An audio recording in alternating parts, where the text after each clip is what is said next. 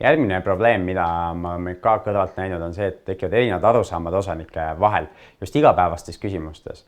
Näiteks meie raamatupidamisfirmal oli kunagi selline klient ja sellest kliendist me loomulikult loobusime, kellel oli 2 osanikku ja üks nendest pidas nagu filigraanset arvestust, ehk tal oli kõik asjad olemas ja kõik oli nagu korras, aga teine esitas ka selle ettevõtte alt müügiarveid ja võttis kõik sularahas välja.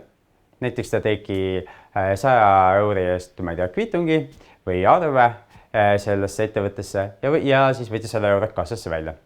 Ja tal oli vist kaardimaksuterminal veel, et ta võttis kaardimaksuterminaliga näiteks 100 eurot vastu ja siis võttis 100 eurot pangast kassasse välja. Jättis isegi teenustasud nii-öelda teise osanikule siis maksmiseks.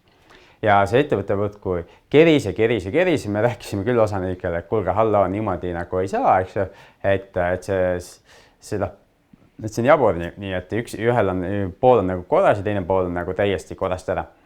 Ja lõpuks, kuna nad ei saanudki omavahel neid asju kokku lepitud, siis lihtsalt meie loobusime nendele raamatupidamisteenuse tegemisest.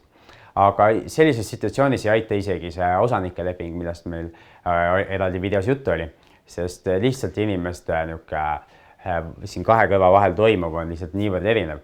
Ja tundub, et see üks inimestest või osanikest ei olnud üldse aru saanud, mis asi on ettevõte ja miks ta siis ei või võtta ettevõttest kogu raha välja ja kasutada seda oma isiklike kulude jaoks.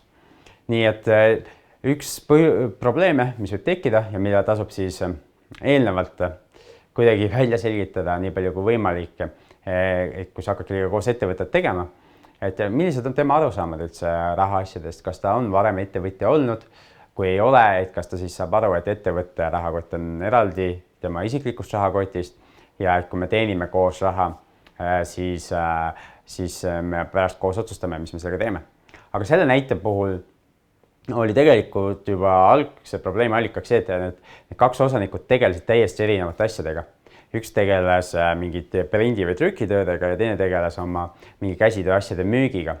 Ehk sellistel juhtudel ei ole tegelikult mõistlik üldse seda ettevõtet 2 peale registreerida. Et milleks see kulu, ettevõtte registreerimise kulu ei ole üldse nii suur.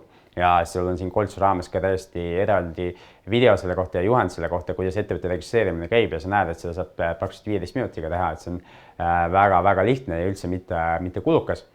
Nii et niisuguste ühisfirmade tegemine, kus on täiesti erinevad tegevusalad, et sellel ei ole nagu mitte mingisugust ratsionaalset põhjendust.